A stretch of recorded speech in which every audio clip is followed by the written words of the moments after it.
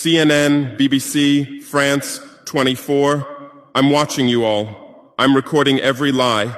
I'm archiving every distortion. I am Ibrahim Traore, and today I'm pulling off your masks. Yes, you heard correctly. I, whom you call a young military junta leader, whom you brand as a dangerous radical, whom you serve up as an anti-Western dictator, am now telling you the truth. And this time you cannot turn off your microphones. This time you cannot turn away your cameras. This time your editors cannot cut this speech. Because the world you monopolize no longer exists. Because millions will hear these words now, without passing through your filters, without being subjected to your distortions, without being muddied by your lies. I am 34 years old. Every day of my life, I grew up with your lies. As a child, I would watch Africa on television. Always the same images. Children with flies, dry lands, weapons, death. This is Africa, they told us. This is what Africa is. And we believed it. We were ashamed of ourselves. We were ashamed of our own lands, of our own people. But then I grew up. I read, I researched, I questioned, and I understood that the Africa you showed us wasn't real. The story you told us was a lie. The fate you imposed on us was a script you had written. For years, how have you portrayed Africa? How have you shown it? How have you sold it to your viewers? As if we were creatures who had no share of humanity. As if we were savages left outside of civilization. As if we were wretches waiting for you to save us. Every day, every hour, every minute, the same story plays on your screens. Hunger, war, disease, corruption, terror, chaos. These are the words that come to mind when Africa is mentioned. In your Africa dictionary, there are no other words. No hope, no success, no development, no resistance, no honor, no pride, no victory. So I ask you, New York Times, Washington Post, Guardian, Le Monde, have you ever made Africa's successes your headlines? How many times have you written about Rwanda's technology miracle? How many times have you shown Ethiopia's reforestation project? How many times have you praised Botswana's democratic success? How many times have you described Kenya's entrepreneurial ecosystem? No, because these don't fit your scenario. Your Africa cannot be successful. It cannot, because then how will you legitimize your exploitation? If it's not in need of help, how will you intervene? If it's not backward, how will you look down on it? Have you ever asked yourselves, has any editor sitting at their desk, any news director in a meeting, any columnist at their keyboard ever thought, why are the people of the world's richest lands poor? Here are the numbers for you, real numbers. Africa owns 70% of the world's cobalt reserves. Your cell phone, your computer, your electric car won't work without cobalt. This cobalt comes from Congo, but Congolese can't afford cell phones. Africa owns 90% of the world's platinum reserves. Catalytic converters, electronic devices, medical implants, they all need platinum. This platinum comes from South Africa, but South Africans are crushed by unemployment. Africa provides 30% of the world's gold production. Mali, Burkina Faso, Ghana, Tanzania. Gold flows like rivers from our lands. But our people swim in poverty. Africa supplies 65% of the world's diamond production. Botswana, Angola, Congo, Sierra Leone, billions of dollars worth of diamonds are extracted, but our miners live on $1 a day. Africa owns 35% of the world's uranium reserves. Niger, Namibia, South Africa. Nuclear plants run on our uranium. Paris lights burn with our uranium. But our villages have no electricity. And you still ask, why is Africa poor? No, the right question is, how was Africa kept poor while being so rich? Here's your answer. Colonialism didn't end. It changed shape.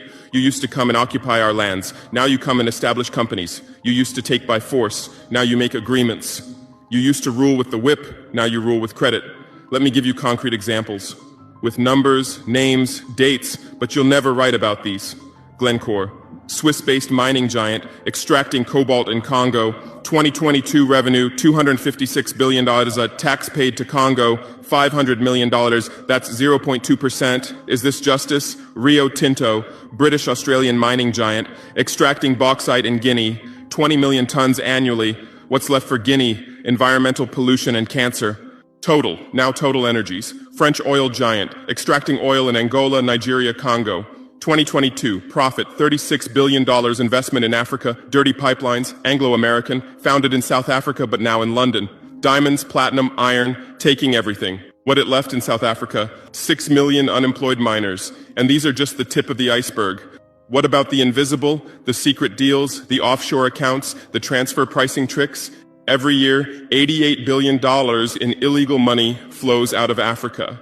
Who writes about this? Every year, $45 billion in aid comes to Africa. Everyone writes about this, but no one says Africa is not the continent receiving aid, it's the continent giving aid.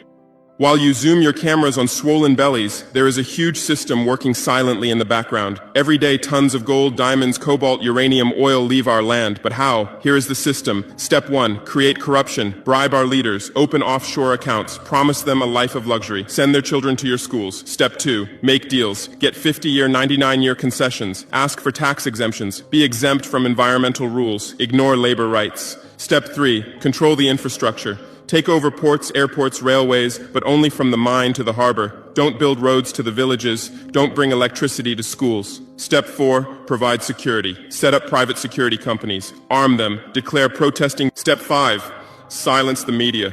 Buy local journalists. Suppress opposing voices. Serve internal unrest news to international media. And this is how the system works. It's been working like this for 100 years, and you don't see this system. You don't want to see it, because you're part of this system too. Who are the biggest advertisers of New York Times, CNN, BBC, oil companies, mining companies, arms companies, pharmaceutical cartels, the companies that exploit Africa? You live on their money, you defend their interests, and what I'm about to tell you might cost me my life, but it's no longer time to be silent. France's system in Africa is the CFA franc.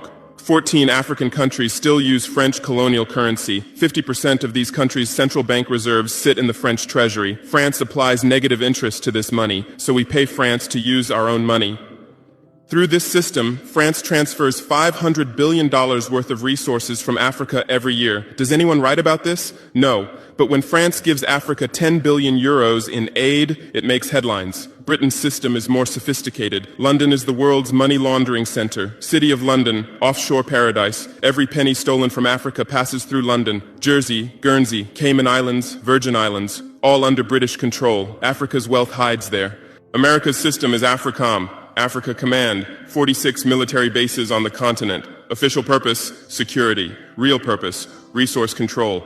Drones in our airspace every day, listening devices everywhere. They say fighting terrorism, but it's not terrorists. It's people's leaders who are targeted. China is the new player, says win-win, builds infrastructure, gives credit, but in exchange for what? 99-year port concessions, mining rights, agricultural lands, debt-trap diplomacy, ask Sri Lanka, ask Zambia, and you write about none of this. Why? Because you're not free press. You're corporate press. Your bosses are billionaires. Jeff Bezos bought Washington Post. Why? For love of journalism? Rupert Murdoch's media empire, Fox News, Wall Street Journal, The Sun, The Times, all from the same hand, all giving the same message. West is good, others are bad. Carlos Slim is the largest shareholder of New York Times, Mexican billionaire. Where's his wealth from? Monopolized telecommunications, got rich off Latin America's back, now controls America's most respected newspaper. And you claim to do independent journalism? Who are your editors? Which schools did they graduate from? Harvard, Yale, Oxford, Cambridge? Always the same elite schools, always the same worldview, always the same prejudices. How are your reporters selected? How many languages does your Africa correspondent speak? French, English, that's all. Swahili, Hausa, Yoruba, Amharic, they don't know. They can't talk to the people. Your sources are always the same. Western diplomats, NGOs, experts, and then you come and lecture us. They killed Patrice Lumumba, January 12th, 1961. CIA agent Larry Devlin confessed. Belgian mercenaries executed. They dissolved his body in acid, took his teeth as souvenirs. In 2022, that tooth was returned from Belgium to his family after 61 years. And what did you say then? Chaos in Congo. You didn't ask about the killers. You didn't investigate CIA documents. You didn't write about Belgium's crime. They killed Thomas Sankara, October 15th, 1987. My hero, Africa's hope. Vaccinated 2.5 million children against measles and meningitis, planted 10 million trees, raised literacy rate from 13% to 73%, gave equal rights to women, banned FGM, ended corruption, sold Mercedes cars, used Renault 5, rejected IMF and World Bank. And most importantly, he said, we will not pay Africa's debts. We didn't make those debts. The puppets before us made them on behalf of colonizers. That's when he had to be killed, and they killed him. Who killed him? His best friend, Blaise Compaoré. With whose support? France. Want proof? Look at the Focart archives. Jacques Faucard, France's Africa Affairs advisor. Everything is written there. And what did you say?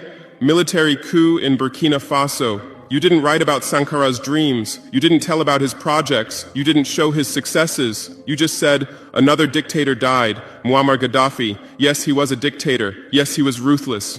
But what had he done in Libya? Per capita income $12,000, Africa's highest. Literacy rate from 25% to 87%. Life expectancy from 51 to 74. Free healthcare, free education, $50,000 for newlyweds, interest-free loans for home buyers, $5,000 for new births, gasoline 14 cents per liter, great man-made river, irrigation project to green the desert, and Gaddafi's real crime, dream of United States of Africa, African Central Bank project, African Investment Bank, African Monetary Fund, and most dangerous, gold dinar, refusing to sell oil for dollars. October 20th, 2011, lynched in Sirte, Hillary Clinton laughed. We came, we saw, he died.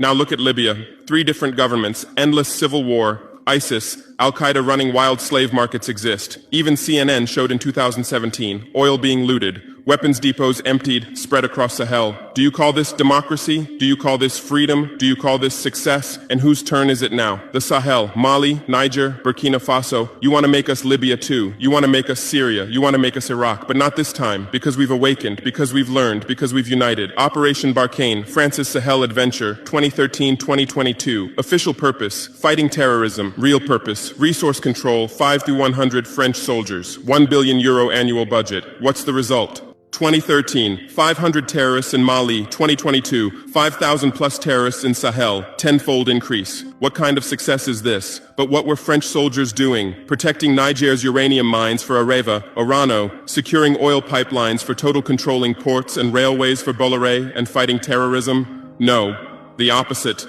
Terrorists couldn't come within 50 kilometers of French soldiers, but they could easily burn our villages. Why?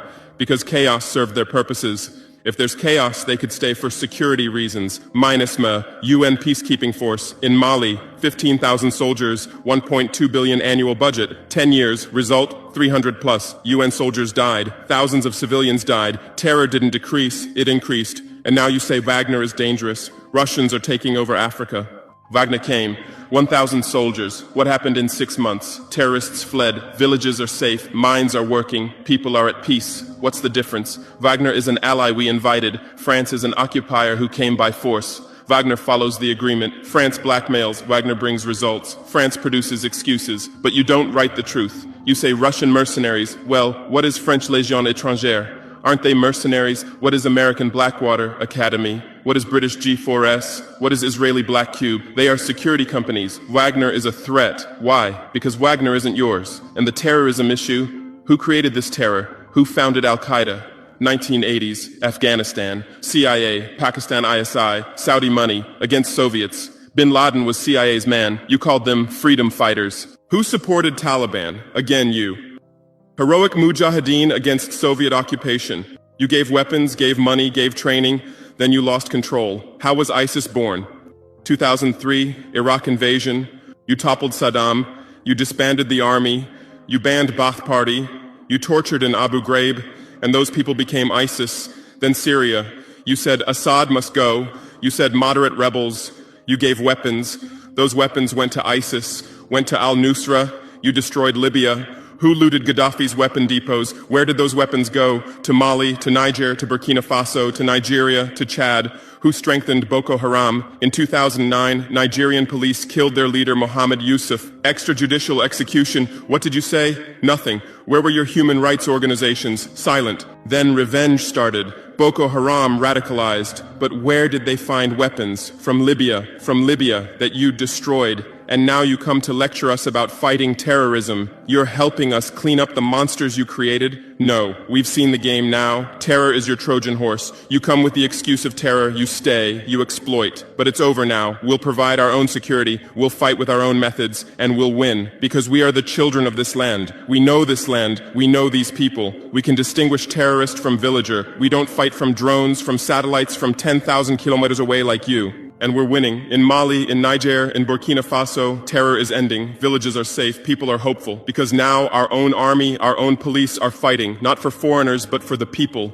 But but you can't digest this. You say democratic backsliding. You say human rights violations. Which democracy? Which human rights? How many people are detained without trial in Guantanamo? What happened in Abu Ghraib? Who did you kill in Bagram? Who did you torture in CIA's black sites? Why is Julian Assange in prison for exposing your war crimes? Why did Chelsea Manning spend years in prison for leaking the truth? Why is Edward Snowden a fugitive for revealing you spy on everyone? And you lecture us about human rights. How many civilians died in your